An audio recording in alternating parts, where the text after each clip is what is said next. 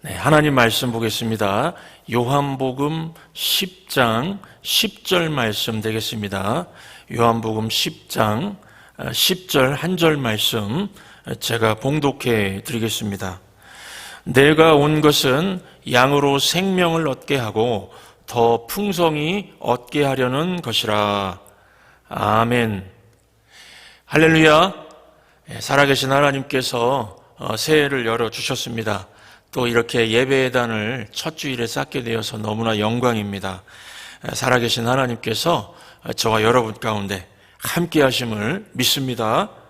오늘은 이 본문 말씀 가지고 행복과 풍성함이 넘치는 교회, 이런 제목으로 하나님 말씀 증거하도록 하겠습니다. 저는 천성교회에 담임 목사로서 꿈이 있습니다. 세 가지인데요. 첫째는 모든 교우들과 교우들의 가족들이 예수님을 다 영접했으면 좋겠습니다. 그리고 두 번째는 우리 모든 교우들이 좀 실컷 웃으면서 살면 좋겠습니다. 웃을 수 있으면 좋겠습니다. 그 한박 웃음이라고 하죠. 여기 스크린에 이렇게 보시면 온 가족이 그냥 환하게 다 웃고 있듯이 좀 웃을 수 있으면 좋겠다, 이런 마음이 있습니다. 그리고 마지막으로 세 번째는 우리 모든 교우들이 풍성하게 살았으면 좋겠습니다. 예수 믿는 것이 좋은 이유는 주님께서 풍성함을 약속해 주셨기 때문입니다. 오늘 말씀에도 나와 있지요. 내가 온 것은 풍성케 하기 위함이다.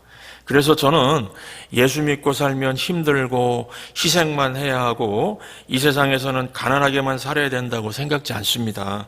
크리스천으로 산다는 것은 마음도 부유해지고요, 삶도 부유해지고 이 관계도 풍성해지는 것입니다. 제가 2022년도를 기다리면서 하나님께 수도 없이 묻고 또 물었습니다. 하나님 아버지, 새해 1년 동안 붙들고 갈 표어를 정해 주십시오.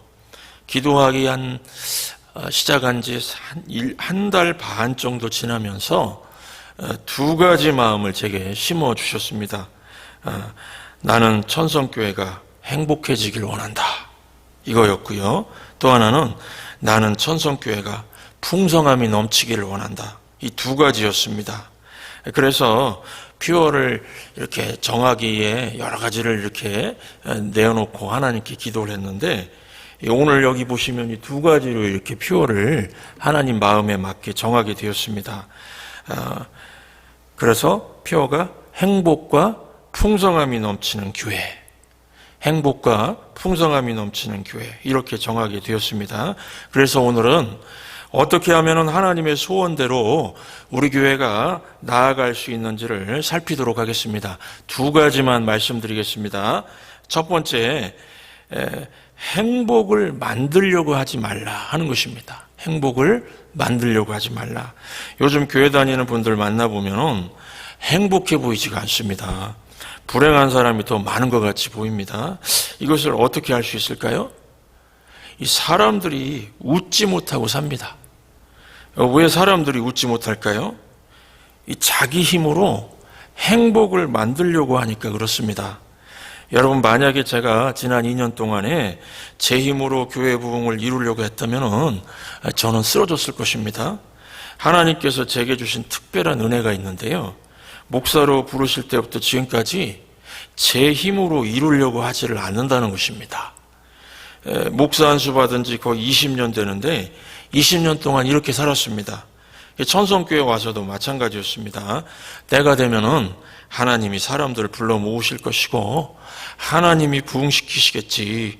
제가 하는 일은 매일 새벽에 일어나서 하나님께 묻고 기도하고 하나님께서 말씀하시면은 순종하는 것이었습니다. 제 힘으로 무엇을 이루려고 하질 않았다는 것입니다. 제게는요, 이 기도가 생명줄입니다. 기도가 생명줄이고 능력입니다. 하나님이 시키는 대로만 하려고 합니다. 그래서 지난 2년 동안에 하나님이 시키는 것만 했기 때문에 사역에 대한 부담이 별로 없었습니다. 그래서 웃을 수가 있었고 참 행복했습니다. 여러분, 행복은 내 힘으로 이루는 것이 아닙니다. 하나님이 주시는 것입니다. 성경에서 행복을 어떻게 표현할까요? 구약에서는 복이라고 했고 신약은 은혜라고 표현을 하고 있습니다. 이 복과 은혜의 특징이 무엇입니까? 첫째, 하나님이 주시는 겁니다. 둘째, 값없이 주시는 겁니다.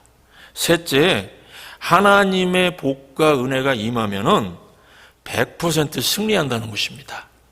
그래서 우리는 하나님의 복을 구하고 은혜를 구하는 것이지 내 힘으로 행복을 이루는 것이 아니라는 것입니다. 지금 주변에 있는 사람들 만나서 한번 대화 한번 나눠보십시오. 특별히 마음에 막 화병이 있고요. 근심이 있고 분노가 있고 웃지 않는 사람들을 만나서 한번 대화해 보시기 바랍니다. 내 힘으로 행복을 만들려고 하고 있습니다. 내 힘으로 막 남편을 변화시키려고 하고 내 힘으로 아내를 변화시키려고 하고요. 내 힘으로 막 자녀를 변화시키려고 합니다. 행복은요, 내 힘으로 하는 것이 아닙니다. 행복을 내 힘으로 하려고 하는 사람처럼 불행한 사람이 없습니다. 그래서 중심이 중요합니다. 중심이 하나님 중심이 돼야 됩니다. 목사인 저는 목회하면서요, 두 가지를 보면서 놀랄 때가 있습니다. 첫째는요, 상실을 통해서 사람들의 중심이 무엇인지 보게 된다는 것입니다. 어떤 분은 명예를 잃으니까 쓰러져 버렸습니다. 그분은요, 명예가 중심이었습니다. 어떤 분은 돈을 잃으니까 쓰러져 버립니다. 그분은 돈이 중심이었습니다. 어떤 분은 친구들이 떠나니까 막 완전히 삶이 우왕좌왕하고요, 쓰러집니다. 그분은 친구가 중심이었죠. 어떤 분은 실현당하니까 쓰러집니다. 그분은 애인이 중심이었습니다. 어떤 분은 자식이 힘들어지니까 막 쓰러집니다. 그분은 자식이 중심이었죠. 아니, 왜 돈이 없다고 쓰러집니까? 돈만 잃었지 인생이 이런 게 아닌데요. 돈이 우상이니까 그렇습니다. 왜 실현당했다고 쓰러집니까? 그거는 남자와 여자가 우상이었던 것입니다. 왜 자식이 힘들다고 쓰러집니까? 자식이 우상인 거죠. 진짜 하나님이 중심이 되면은 힘들고 슬픈 일이 있겠지만은 쓰러지지는 않습니다. 이 엄청난 차이입니다.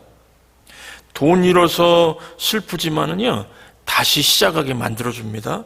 애인이 떠나서 슬프지만은 더 좋은 만남을 위해서요, 준비하게 해주십니다. 자식이 속 썩여가지고 막 슬프지만은 자식을 돌아오게 하실 하나님을 믿고 다시 일어날 수가 있습니다. 목사로서 놀라는 것은요, 저분이 하나님 중심인 줄 알았는데 돈이 중심이었고 명예가 중심이었고 애인이나 자식처럼 사람 중심이었구나, 이런 걸 볼 때 깜짝 놀랄 때가 있습니다. 또 한 가지는 반대로요, 상실이 아니고 더 많이 가질 때, 더 많이 가졌을 때에 사람들의 중심이 보이더라 하는 것입니다. 어떤 분은 돈을 많이 벌게 되니까 예배를 떠났습니다. 돈이 중심인 사람이었죠. 어떤 분은 몸이 아프고 약할 때는 하나님을 의지하는 것처럼 보였는데 건강해지니까 놀러 다니기 바빠가지고요, 놀러 다니느라고 교회를 떠났습니다.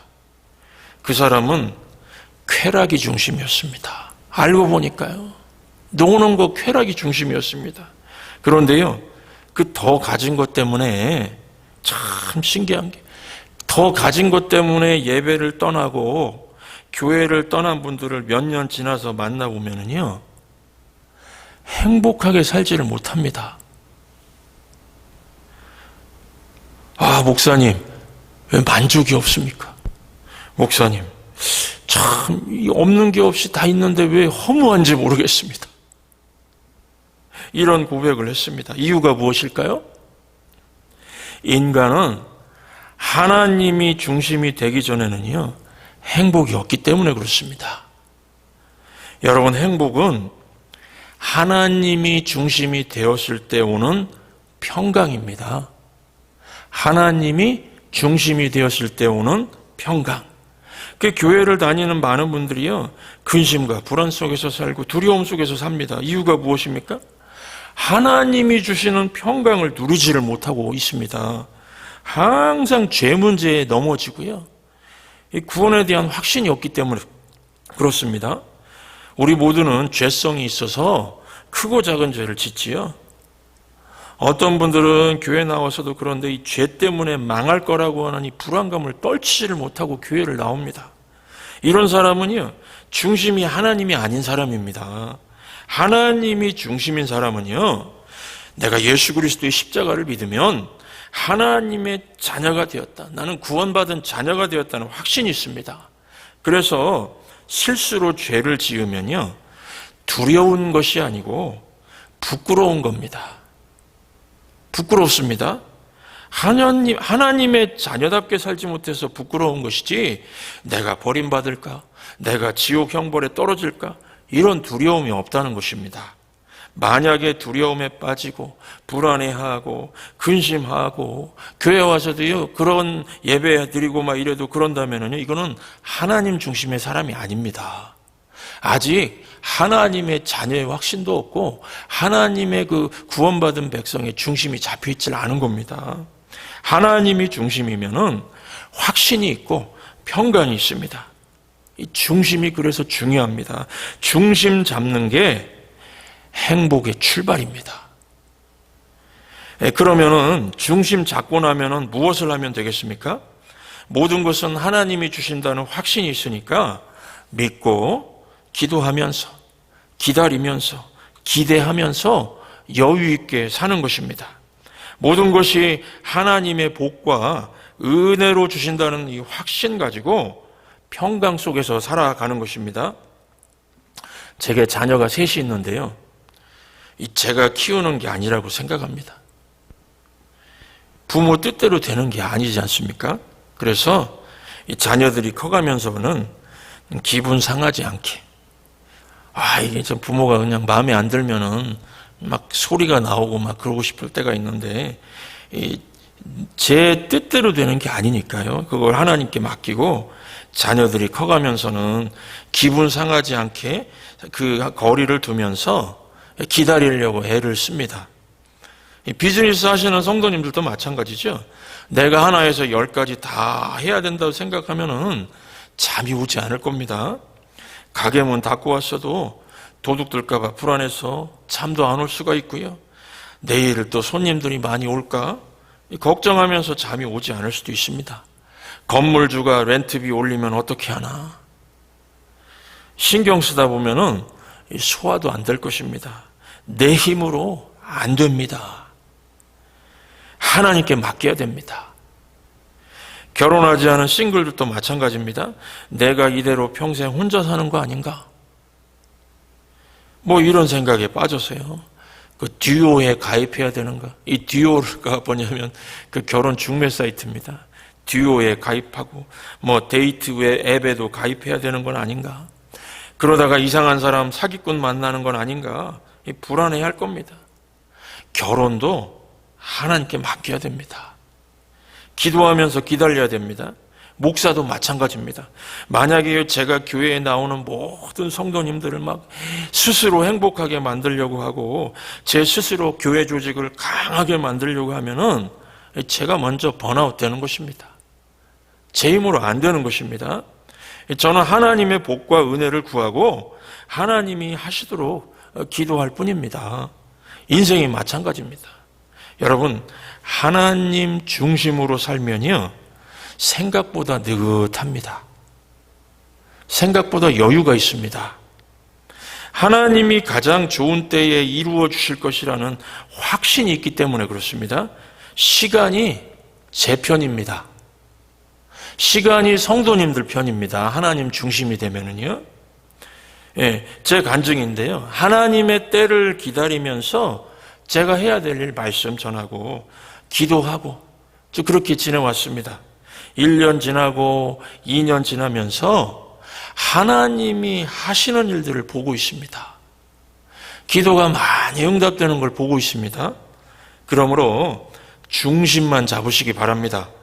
안달복달하지 마십시오. 무조건 시간이 해결해 준다는 말이 아닙니다.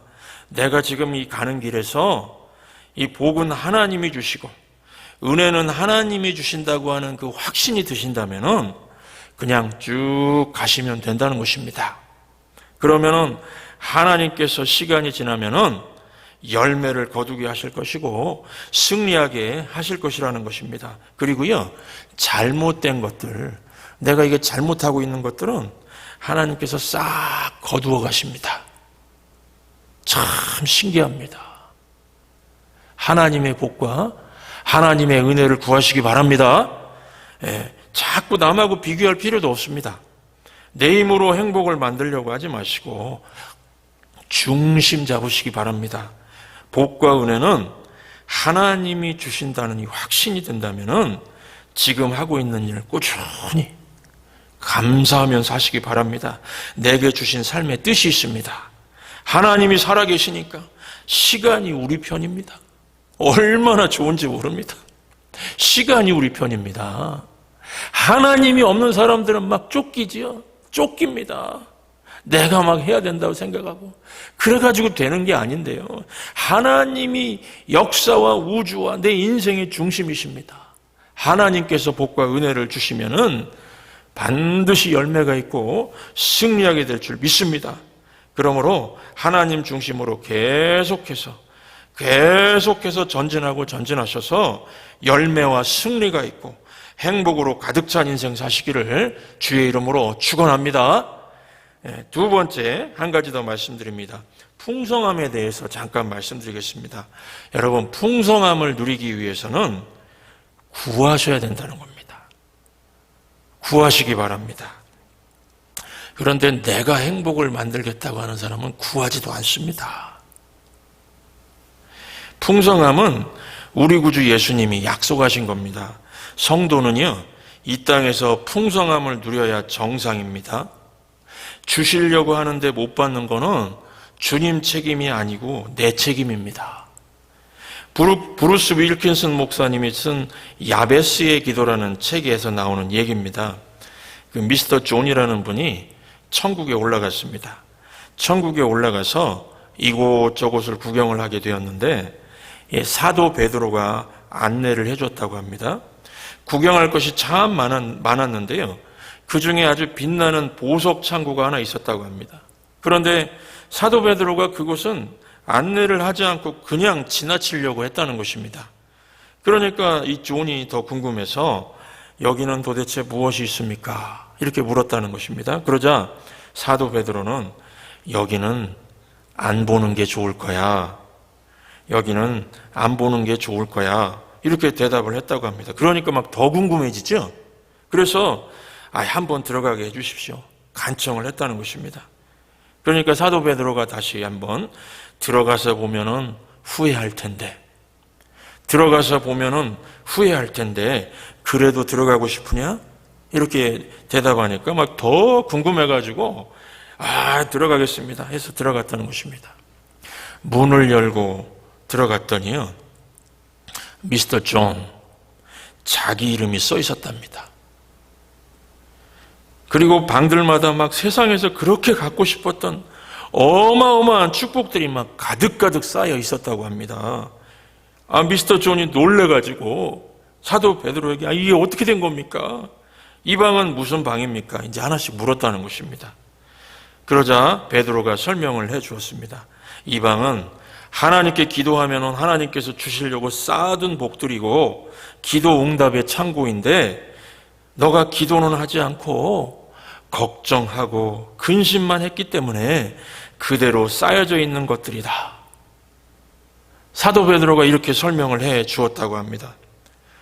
놀래가지고 놀란 가슴을 안고 또 옆방에 방이 또 하나가 있어서 두 번째 방은 더 컸답니다. 더 큰 방, 여기는 무엇입니까? 이렇게 묻자 사도 베드로는 여기는 감사의 방이야. 이렇게 대답을 하면서 이것은 너가 하나님 앞에 진심으로 감사할 때마다 주기 위해서 쌓아놓은 보물인데 감사하지 않아서 그대로 쌓여져 있는 보물들이다. 이렇게 얘기를 해 주었다는 것입니다. 또 한 번 놀랬죠? 그 옆에 방이 또 하나 있어서 그러면 저 다른 방, 저 방은 또 무슨 방입니까? 그렇게 물었더니 이 사도 베드로 하는 얘기가 이 방은 충성과 헌신의 방이야. 너가 하나님을 섬기고 이웃을 섬길 때 하나님께서 주시려고 쌓아놓은 복인데 섬기질 않아서 그대로 쌓여져 있는 복들이다. 이렇게 설명을 해 주었다는 것입니다. 여러분, 이 미스터 존의 심정이 어땠을까요?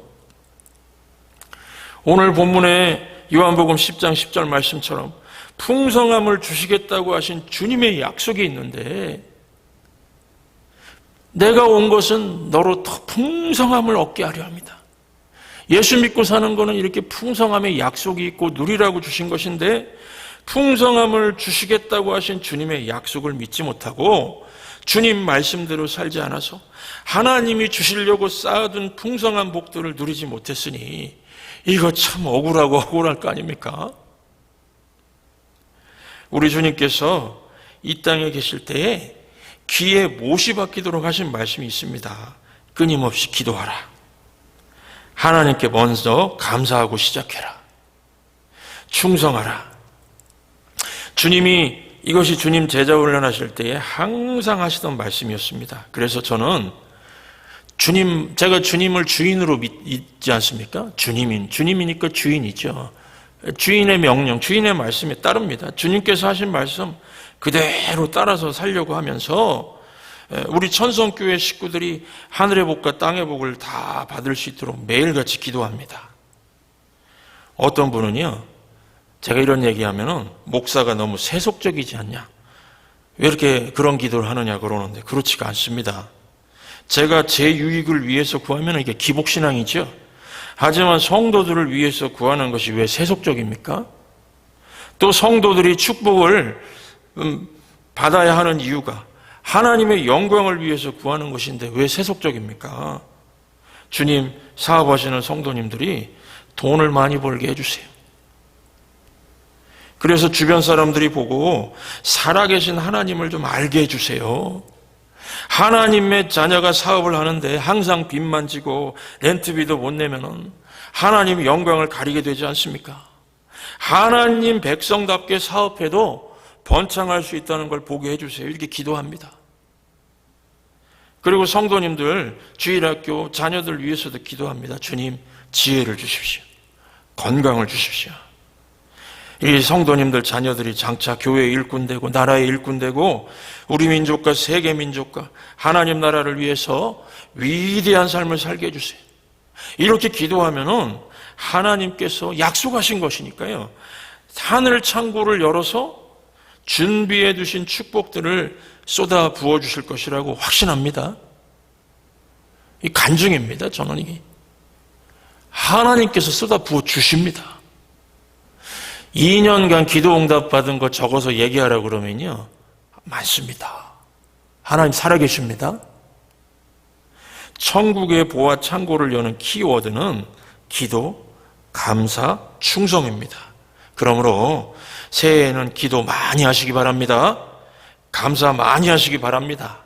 섬기는 일 있으면요, 그게 축복으로 쌓여질 것입니다. 충성하시기 바랍니다. 기도하면은 풍성해집니다. 감사하면은 풍성해집니다. 섬기면은요, 풍성해집니다. 어리석은 사람들은 그런데 그것 좀 고치라고 그러는데요. 어리석은 사람들은 이걸 바꿔버립니다. 어떻게 해요? 복 주세요. 감사할게요. 복 주세요. 기도할게요. 복 주세요. 충성할게요. 이거 말 한마디 차이죠? 말 한마디 차이인데 거꾸로 하면은 풍성함을 누릴 수가 없습니다. 하나님은 감사하고 기도하고 충성하고 섬기면은 하늘의 축복들 쏟아부어 주신다고 말씀하셨고 풍성케 하겠다고 말씀하셨습니다. 그러니까 거꾸로 하지 마시기 바랍니다. 거꾸로 하지 마시기 바랍니다. 풍성함의 비밀입니다. 한때 한국에서 사오정 유머가 유행했던 적이 있습니다. 이 사오정 유머 하나를 소개하겠습니다. 사오정이 못생긴 아가씨를 사랑하게 되었다고 합니다. 그런데 그 아가씨는 자신이 못생겨가지고 그 외모 때문에 누구의 사랑도 받을 수 없다고 생각해서 사우정의 프로포즈를 거부했다고 합니다. 이 말을 듣고 있던 형 손오공이 사우정에게 이렇게 말했다고 합니다. 사우정아, 그 아가씨를 찾아가서 사람은 얼굴이 다가 아닙니다. 사람은 얼굴이 다가 아닙니다. 이렇게 격려를 해주거라. 그래서 사우정은 이제 기억력이 별로 안 좋았는데, 그래서 달려가면서 계속해서 외우면서 아가씨 집으로 달려가는 거죠. 계속해서 외우면서 사람은 얼굴이 다가 아니야. 사람은 얼굴이 다가 아니야. 열심히 달려갔습니다. 그런데 너무 열심히 달리다가 이 사우정은요, 그만 손오공이 해준 말을 잊어버렸다는 것입니다. 그래서 사람은 얼굴이 다가 아니야, 이렇게 말해야 되는데, 사랑하는 그 아가씨를 보고서 너 사람 얼굴이 아니야. 너 사람 얼굴이 아니야. 그랬다고 합니다. 여러분, 이거 말 한마디 바꾼 거죠? 말 한마디 이거 살짝 바꾼 겁니다. 말 한마디만 바꿔도 이렇게 우스꽝스러워집니다. 하나님의 말씀 앞에 순종하는 것은요, 하나님이 그렇게 하라고 하면은요, 그냥 하면 되는 겁니다. 풍성함을 누리시려면은 하나님이 말씀하신 대로 사시기 바랍니다. 거꾸로 하지 마십시오. 감사하면 풍성해집니다. 기도하면 풍성해집니다. 섬기면은요, 충성하면 풍성해집니다. 그러니까 복 주세요, 감사하겠습니다, 이런 태도 버리시기 바랍니다. 복 주세요, 기도하겠습니다. 복 주세요, 충성하겠습니다, 이런 태도 버리시기 바랍니다. 천국에 있는 그 보화 창고들은요, 기도의 방, 감사의 방, 그 섬김의 방을 열려면은요, 먼저 기도하시고, 먼저 감사하시고, 먼저 섬기시고, 충성하시기 바랍니다. 그래서 올해에는요, 주님이 약속하신 풍성함이 넘치는 가정적으로, 또 교회적으로, 또 개인의 그 인생길에서 풍성함이 넘치는 삶을 살아서 하나님이 저 사람은 정말 책임지시는구나, 아, 예, 하나님이 내 목자가 맞습니다, 이런 간증과 이런 확신의 말들이 쏟아져 나올 수 있기를 주의 이름으로 축원합니다. 오늘 말씀 기억하시면서 여호와 나의 목자, 내게 부족함이 없네, 이 찬양 우리 함께 불러보시도록 하겠습니다.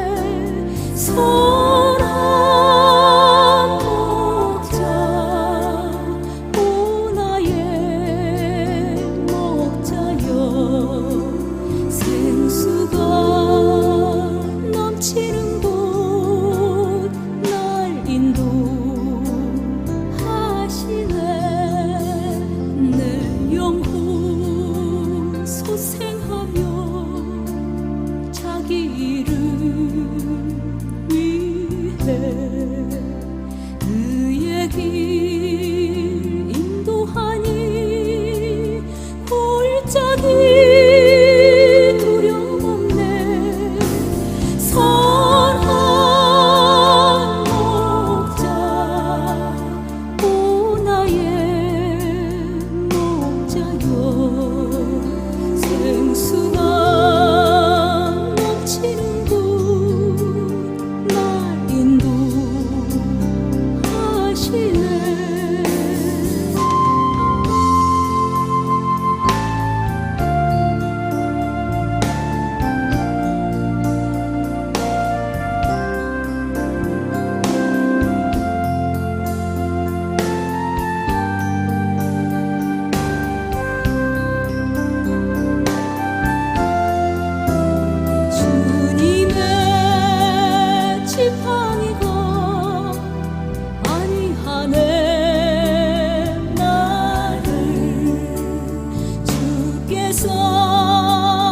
원수 앞에 성으로 베푸시네. 선한 목자 오 나의 목자여. 생수가 넘치는 곳 나 인도하시네.